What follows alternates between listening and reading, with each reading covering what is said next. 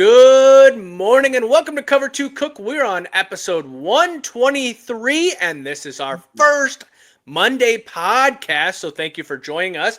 We have a funny thing that happened at Wrigley Field over the weekend and NFL and college football updates. We also have to go a little bit more in depth to the college football. Who's going to take our top four seeds since it's not just the conference winners, but we'll also talk about the conference winners and then who's going to have a better season, SEC or Big Ten, since those are the only two conferences in college football as they think. But we will talk about who we think is going to have a better conference this year since there's no bias in. So let's get it started. Yeah. I was going to do a vertical jump there. Thank you, Socks. Travel been to Indiana, and did Cover 2 Cook get you a good hotel? Indiana? No, I'm in Louisiana. I'm getting Mardi Gras. I know that this might be hard, but I don't know how much you remember Friday night since we left you damn near when you fell asleep. I got my belly full, man. I was like, I warm covers and warm. I was like, I could go to sleep right now. Yeah, I'm going to go with Jack Dorsey. Final answer? Yes. Eh. All right. This is going to be a long fucking day. All right. Thank you so much for joining episode 123. We have to start about this interesting thing that happened at Wrigley Field over the weekend. If you're a Cubs fan, you probably saw it. If you're at Wrigley Field, you probably shit your pants. The Cubs had a flyover that sounded like a bomb was going off. It brings the what did they say? The intimidation of Uncle Sam when you hear something like this. What did you think when you saw this Cubs flyover? I started laughing. I'm like, oh my God. Yeah. This was a boom, like a cannon just went off. I kind of feel sorry for because that's right before the seventh inning stretch song. Yeah. And she was the little kid. This kid had to be nervous already. Her dad is in there with her, and this goes off. It kind of takes away a little bit of the luster of her even being in there. I kind of felt sorry for her with that, And then the Cubs players and they had a camera on the Cubs players. Yeah. I thought it was hilarious. Yeah, I wonder if the Cubs, I mean, since I'm not hearing any more news about it, I have to imagine the Cubs knew about this. They knew it was coming because even some of the video, yes, the camera in the dugout is hilarious. Yeah. I think it's Turner, turns around and because it shook the camera, it obviously, but I've seen now video recordings of fans that were getting ready for the seventh inning stretch and they being like, oh shit, because you see it like comes up and just boom, takes off. Right. And I think it's great before football games, right? It's great before the game starts, national anthem, all that. But if I'm 6 beers deep in the seventh inning and you all do that, I got to leave immediately because I just shit my pants out in the bleachers. I mean, don't get me wrong. Cubs fans, y'all be reckless sometimes. You might be shitting your pants just for fun. That was crazy. I agree. I don't think I've ever seen anything that, just in the middle of a game, just dramatic. I mean, we've seen some great ones before the game, but not during. Well, and also too, if you heard that sounds like thunder is what it sounded like. Yeah. I get if there was it was weather related, but this was man-made. This was a jet, these guys driving the jets or flying the jets and they just took off and boom. Yeah. And it's like, wow, I thought it was hilarious. The like I said, the camera crew and the camera in the Cubs dugout, man, they didn't know what the hell was going on. So well, and the final thing I'll say too is in these movies they say bring the fear of United States. I will be honest with you, I have no military experience, but that thing gave me USA blood right there. That thing was crazy. But yes. I don't know if the Cubs won or not. I don't care enough to even know if they won. But it's the fact of that video went so viral from what I saw. But we had to talk about that. Let's talk about what we talk about at Cover 2 Cook, right? We talk about the thing that is about to start where if you have plans for Saturday and Sunday, that is on you because I don't. NFL, we are coming into NFL season. I think we're 2 weeks out. Big takeaways from preseason week 2. What is your number one big takeaway this weekend? I think the Jackson Dart for the Giants. I was sitting in with a friend of mine or a person I know in the bar, and he's like, which way do they go? And I said, I think they're going to go with Russell Wilson. I mean, that's your pick. I mean, but I think Jackson Dart is going to give Russell Wilson everything they can handle and then some. I wouldn't be surprised in, let's say, week 5, week 6, they don't make a switch. Yep. So I think that's the big one. He had another great game. I think it was like 13 for 1,700 some odd yards and a touchdown. I mean, he's just gonna give Russell. I don't think Winston's. I think he's past Winston as and he's gonna be the backup. I Yeah. really do. I think he's shown enough so far that. And then Wilson. I mean, I don't know what he had one good moon ball that the guy, if he hits him in stride, scores a touchdown. He ended up getting tackled like at the 3-yard line. And then they had another series.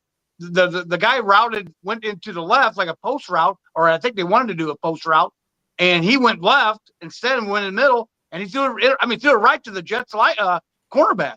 Yeah. So it's like, oh, that's Russell for you. You're going to get a good ball here and a bad ball there. So I think Jackson Dart's going to give him all he can handle. Yeah, I definitely agree. I think Russell Wilson didn't have the same type of competition last year with Justin Fields, and Justin Fields, due to injury, should have been the starter when you go 4-0 with him. Why take him out? But I think Jackson Dart, now my thing with it, the caveat with this whole situation is you can look good 14 for 16 with the touchdown against the 2s and 3s and stuff. Let's start seeing against the 1s. I will say after watching that game, though, Justin Fields didn't look good and the Jets didn't look good. The Giants actually looked like a superior team from start to finish. Yeah. But it definitely helps when a quarterback comes in that probably shouldn't be there. I think when you look at, he definitely has starting potential. They did say that they're going with Russell already, though. That's just a no-brainer. I think that's going to be. I mean, they're going to start season with, but I think he's going to give him all he wants. Yeah. I really do.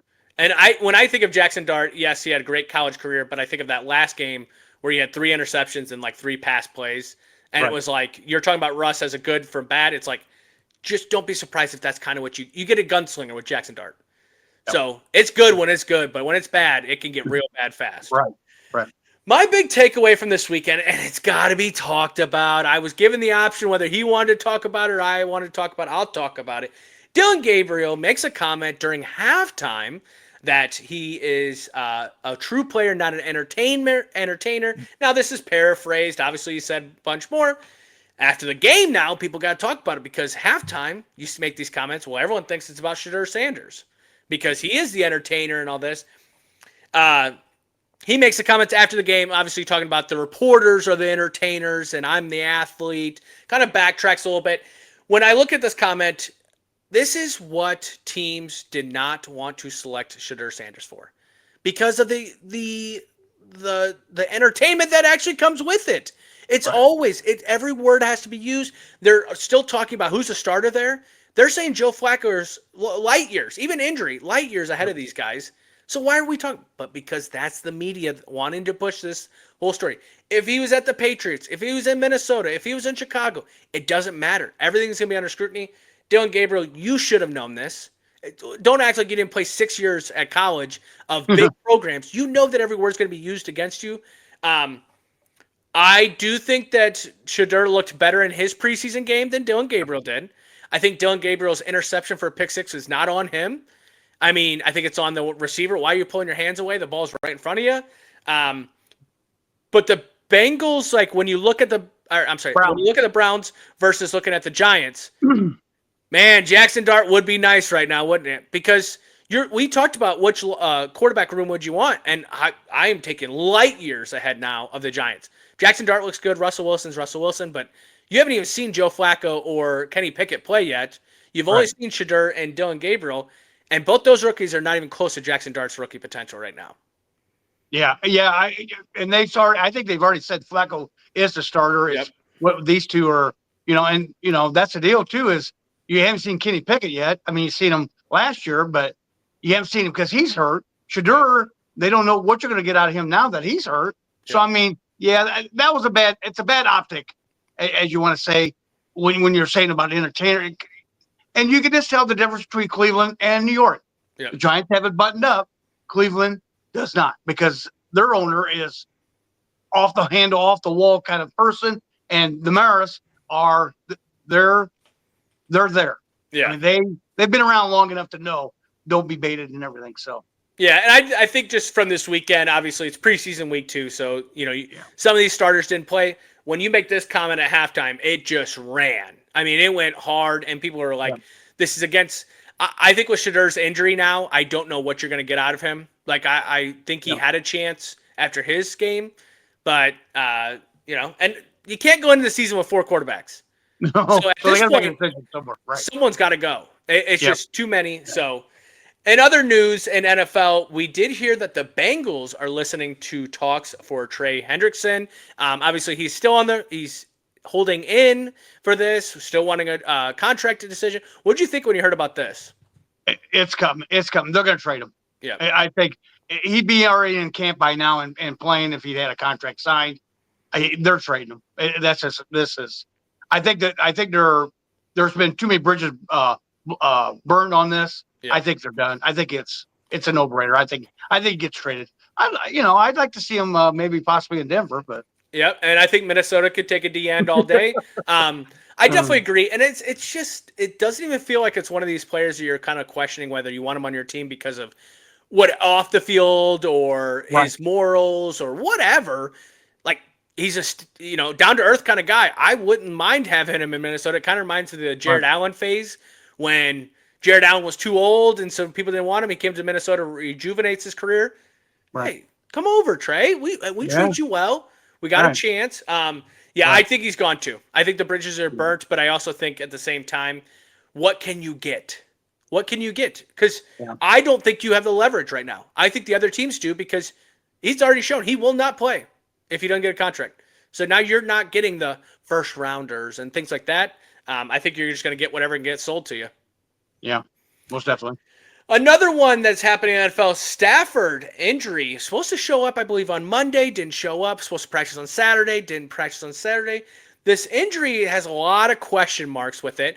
And I feel like for me personally, this just feels like McCaffrey from the year before, where it's just like, oh, he'll play. He'll be there. He'll be there. And it just, something's bigger than what's happening because we are getting very close to the start of the season. And Stafford not even practicing yet makes me very fearful. That team will go downhill if he's not playing. That's a team that I would not put in the NFC West to win now because of that. What do you think when you hear about this injury? Well, and here's the deal. The reports came out, I think, a week ago. And then we heard from McVay, well, Thursday, we're going to reevaluate. Yeah. Friday, we're going to reevaluate him. Sunday, we're going to reevaluate. Now it's Monday. They're just pushing back to the inevitable, which is maybe he's hurt more than what everybody thinks. Yep. And I think if he does go down because he has to have back surgery, who looked really good in blue and yellow? Kirk Cousins. Kirk Cousins going with McVay and that offense. Oh, because the Rams, I don't know what they've gotten draft picks, but I think that would be a marriage made in heaven right there. Him to go there. Oh. Yeah, I like that. I actually do, and I was hoping you weren't going to say like Shadur or something like that. I was like, when you were about to say it, I'm like, please don't be stupid and say someone crazy. I actually like that a lot because we all know that Atlanta's moved on from Kirk, and so yes, I think him going there. But I mean, I always still think of the Rams of Baker Mayfield showing up on like a Monday and playing on a Thursday night game. Do you remember that? Like a couple years ago, it rejuvenated his career. Yep. I can see that happening for Kirk, but I think the Stafford situation has to get fixed ASAP. Like whether it's they go move on and do whatever they need to, but because I don't think Stetson Bennett is their guy. No, I mean he had a good throw at the end of the game yesterday, but he's not. He'll get you by for a couple of weeks, but that's it. You got to go out and get a proven starter. Yeah, you can't start your season. You can finish the season with him. But you know what, Anthony? They're a playoff caliber team. Yep. They're in it to win it now this year. They've got to go out and make a big splash. If he's out for the season, you've got to go out and get a proven starter. You've got to. Yeah, and like I said, you can't start the season with him, but if you had to end the year with him, you could. But you can't come in week 1 with Stetson Bennett. Final thing that came from the NFL this weekend, Ashton Genty said that he has made it into the NFL. But it's week 2 of preseason, so let's slow your roll on this one. Ashton Genty did have a great run. There was one that he trucked a defender. Okay, I get it. That O-line still scares me, and in Yep. Oakland, or I'm sorry, not Oakland, Las Vegas. I think when you say you made it, let's have a 100-yard rushing game. Like, you know what I mean? Let's have, you leading something. You're not going to be a top pick for me on fantasy, so no matter how much you think you've made it. But what did you think when you heard about this news? Yeah, I mean, how many yards did he have? 6, 7 yards yesterday. I mean, he didn't have a whole hell of a lot. So now you've made it? Wait, Yeah. whoa. Time out. 20-second timeout here. No. I mean, let's pump the brake. Let's see what you do week 1, my friend, when you're playing against the number 1s and not the 2s and 3s. I just hold on. And a lot of people, I think in fantasy, are going to draft him relatively high. And I'm like, I don't know. Like you said, that offensive line is not that good. Yeah. So, and they they lost yesterday against the 49ers because Jake Moody hits a 57-yard field goal at the end. Yeah. I mean, O'Connell, I mean, Geno Smith, I don't know. Yeah. Hold on. Well, and I would say Brock Bowers, they do have a situation going on there to allow him to run the ball. It's just whether they can pick it up and go. You know what I mean? Like, and also too, is your defense going to stop some of these teams so you can get to a momentum to run the ball, or are you going to be passed because you're behind the game? I'm not taking him. I mean, if he's open in the 7th round, I may pick him up to see what he potential, but I think the Fantasy Football Live or whatever on ESPN, the one lady selected him 1st round. And I was like, that is crazy. And then you know what? I'm going to watch her on Sundays and be like, oh, she said this. That idiot said Ashton Genty 1st round too. Right. All right. Well, that is the NFL. Obviously, still week 2 of preseason. We're getting the taste of it, but we're not big news. Unfortunately, the bigger news you hear now, unfortunately, is all about injuries. So hopefully we don't got any more injuries we have to hear about. But we got to go to college football. College football actually starts this upcoming weekend. We're recording on Sunday. It'll be on, obviously, this upcoming weekend. We got to talk about the Big Four Conference. So last year, if you watched, the Big Four Conference would get you the top 4 spots if you win your conference, or there could be a team that comes out. But if you win your conference, you get a top 4 spots. Well, that's not how it is this year. The best 12 get it, but we want to say who's going to win the Power 4 Conference. So starting off with the Big Ten, who do you have winning the Big Ten this year? It's, you got your Ohio States, you got Michigan, I'm going to go with Penn State. I think it's make or break here for the coach, James Franklin. I think they go 12-0. I think they beat Ohio State because they have to go at Ohio State this year, and they play Ohio State in the Big Ten championship. I think the X factor, getting the DC from Ohio State, Jim Knowles. I think that defense is going to be, you got Drew Aller, in the backfield is loaded. I think this team is in it to win it this year. And I think finally James Franklin gets over the hump. The only thing that kind of scares me is they have Oregon at home, which is good, but then they have to go to Ohio State and Iowa. I think Iowa's defense will be really good again this year. And then they got to go west to UCLA. Yeah. Them trips going out west can get kind of tricky. But I like Penn State. I think Drew Aller and that company, I think they win the Big Ten this year. Yeah, I don't agree with that. I think Ohio State wins it this year in Big Ten. I just think when you look at Michigan, they're not back yet. I think they have a chance as time go on to get back there. You have Oregon. Do they rebuild or reload kind of situation? We're kind of seeing that now. I think when you look at Ohio State, they never take a step back. They always try to take a step forward. I understand that there's questions at the quarterback position, but Howard was good. Wasn't great. Good. All you need is good when you got the talent that's around you. Yep. I do like what you said about Penn State. I do, but I always think that it's always coming down to the head coach, and the head coach is just not there to take them over the edge. So I have Ohio State winning the Big Ten. Let's move to the other conference, the only other conference in college football, the SEC. Who do you have winning the SEC?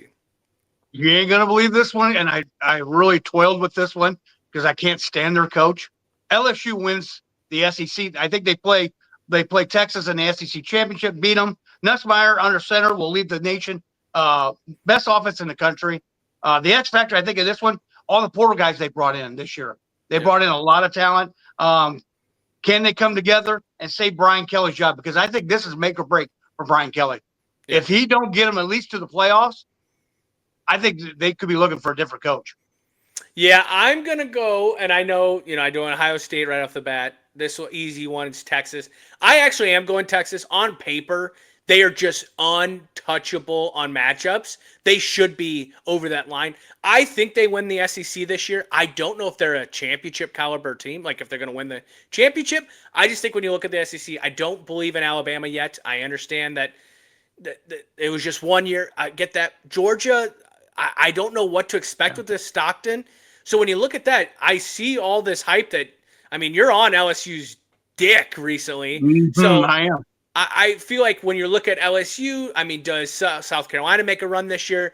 Do you see a team like a Kentucky or something like that make a run? I like Texas. I just think talent-wise, they're just way too good and untouchable. Can they all put it all together, and can Arch be who they think he's going to be? And I think that's the key, Anthony. That is Arch. I think Arch is the key because they have the defense and they have the players around them. I think it's Arch. Can he do it? I mean, can he put him over the top? And I think I look back at like Ohio State. I just say like Quinn Ewers was good, but he wasn't great. And they were still good, you know. So, but that takes us to the ACC, and I do think we'll select the same team on this one. But who do you have winning the ACC? I think it's Clemson and everybody else. Yeah. Clemson's just, they got Klubnik.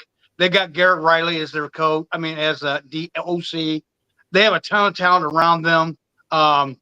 They added Tom Allen to be their DC. He's from Indiana. So, I mean, that's a big key. I think they could win 11 games. But I think here's a dark horse for you that could lurk around. And we kind of said this in the last podcast. UNC, North Carolina. Yeah. You'd never know with Belichick. If FSU bounces back, Louisville could be right there again this year. But I still think it's Clemson and everybody else. It's Clemson to lose. Yeah, I definitely agree as well. I think Clemson, with Cade coming back, if they had to go to a new quarterback or something like that, Clemson may not be the team that I'm favoring. But having that returning field general with Cade, I like Clemson. When I look at the ACC, I think it's one of these teams or one of these conferences where you'll hear a different name this year, right? You saw the SMU last year. Yep. You're going to hear a different team name this year, and it could be the North Carolina, or it could be, Florida State back after all this. Yeah. Florida State always has the talent. It's just got to work. It's just got to, you got to find it all to mesh together, and that comes down to your head coach. So that's got to change. But that takes us to the Big 12. Who do you have for the Big 12 winning? This one is kind of a, I kind of toss a turn on this one. I'm going to go with Iowa State. Ooh, okay. Yeah, coming off a 10-win season. They have Rocco Beckton is back under center, for his third season. They did lose some weapons, but they did a solid transfer portal in the offseason. Every game is winnable on their schedule. They have a very easy schedule. Kansas State will give them all they can handle. In fact, in Ireland next Saturday, I think that could make or break them what they do this year. Yep. And that's going to be a great game in Ireland. Arizona State, I think, is going to be good. Texas Tech spent a lot of money. They have a great quarterback in Morton under center, but he has to be more consistent for them to win the conference. But I think it's Iowa State. Yeah, I actually have Arizona State winning. I think last year rejuvenated them to say, hey, we can go get the recruits, we can get the transfer portal, things like that as well. I think bringing back the quarterback as well, whether they have Scatterboo back there or not, I think having another year and playing in those type of big games settles down some of these games when you're playing on the road and things. I have Arizona State winning. If that coach, if he can just stay out of his own way sometimes, I think they're going to be fine. I still think about that last year when he had to throw the ball out of bounds and that whole ordeal. Just win these games easily. But that is our conference winners. Okay. Now last year that would mean those are our top four, but this year it's the best 4 seeds. So it could be another Big Ten school in there, SEC, ACC. So who do you have for your top 4 seeds going into the college football playoffs? I'm going to start with number 1, LSU. They have too much firepower. I mean, it's make or break for Brian Kelly. 2 is going to be Penn State. I think they become the Big Ten champion with Aller. This team is just way too much talent. Ohio State sneaks in. I think they can make a run at it. Jeremiah Smith, Caleb Downs, 2 of the best overall players in the country. And we'll see what we got with this Julius saying. Could he be the next Howard? And the 4th one, Clemson. I like Kate Klubnik, back under center, 2 first-round picks on the defensive line, and T.J. Parker, and Peter Woods will wreak havoc this year. So them are my top 4. Yes, and honestly, our top four are not much different, but there is difference on the numbers. At number one, I do have Ohio State winning. I think Ohio State, with what they have against a record or against the competition wise, I think they just look good with these wins. It just stack up. I think Texas is going to be at my number two, and I think Texas is going to have some closer games. That's just not going to look as dominant, so that's why they go from 1 to 2. So I have Ohio State at 1, Texas at 2. This is where it changes up a little bit. At number 3, I have Clemson. I think Clemson just, again, we're talking about conferences where I think these teams are just a superior above, right? Clemson, I think, just looks good this year. Nobody even really kind of gives them. Maybe there's a close games, but otherwise they dominate this ACC. And then my fourth team, and I'm throwing it in there. Don't say it. Don't say it. I'm going to say Georgia, number 4. Okay. I'm not putting Notre Dame. I can't. I would love to. If Notre Dame wins the first 2 games of the year, they are number 1 seed, or they're number 4 seed. But I think Georgia comes back. That team cannot stay down. And having the quarterback situation come this year with Stockton, you know what you got going into it. It's not 2 games, after an SEC championship. Right. You know who you got. You practice all year long. That defense always feels like it's ready to fight. I think Georgia comes back this year. A close fourth is Penn State. I just, again, going to go back to, I just don't believe in James Franklin, so it's hard to put him in the top 4. I don't know. I just kind of feeling that he's going to put him over the top. And I agree with the Kirby Smart one. I mean, with Georgia and Kirby, he's just too good of a coach to not have his team there every year. Yep. I mean, like I said, his defense is really good. And, now you got an offseason of Stockton. You didn't have but 2 weeks to get him ready. Yep. And now a half. Now you've got all offseason to get him trained and ready to go. I just, it should be interesting. And I agree. I think Notre Dame, the first 2 games is going to make or break their season. Yep. I think the Clemson being at 4, because there's just nobody in the ACC that's going to challenge them. I don't think. There might be a Louisville or something, but they're just not going to be. That's why I think they drop, because they're not going to play anybody. Yeah, but who knows? North Carolina might be a big game going into. Right. I also want to say, like, honorable mention, I did have Penn State, LSU, and stuff like that, but those come down to the coaches, and I don't believe in either one of those coaches. Prove me wrong. You know what I mean? Yep. I've seen Brian Kelly.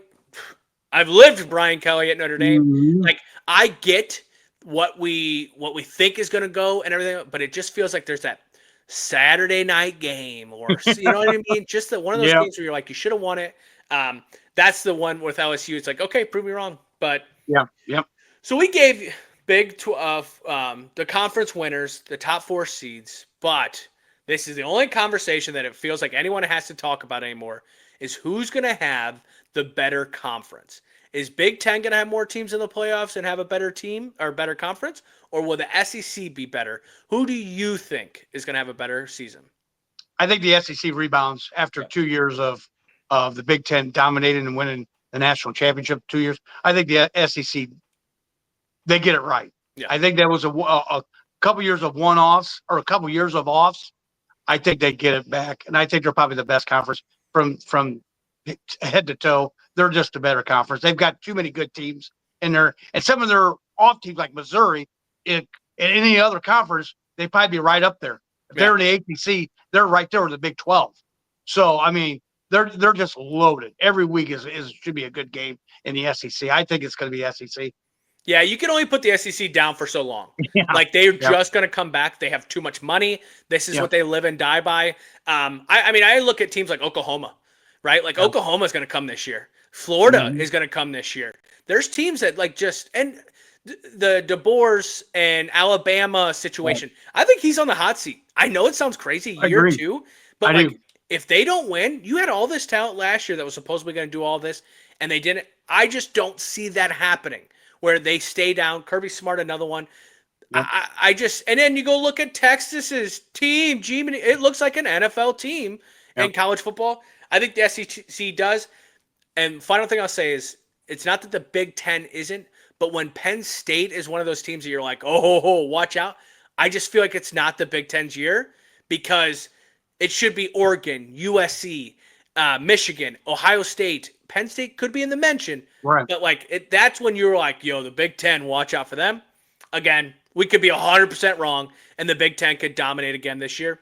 Or it could be at that independent school in Indiana as North Carolina. Oh, wait, no. Notre Dame. Yes. Right.